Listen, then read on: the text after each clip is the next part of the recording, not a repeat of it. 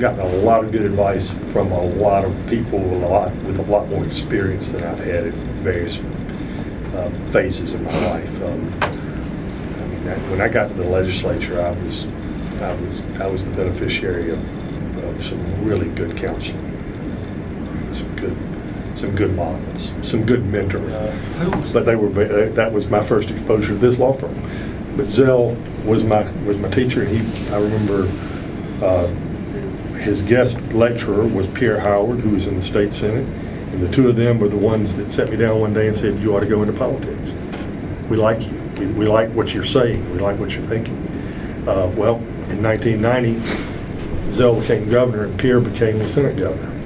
And so in November of that year, right after the election, Emily and I were on our honeymoon, and we were out of the country on our honeymoon. That was before cell phones, or before cell phones had made it to Columbus. And I got back to the office, and there were these frantic messages to call Zell Miller.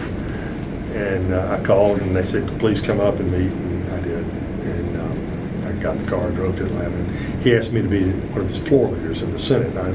So it was unusual because there was no precedent that someone who'd never even served in the Senate was already an officer.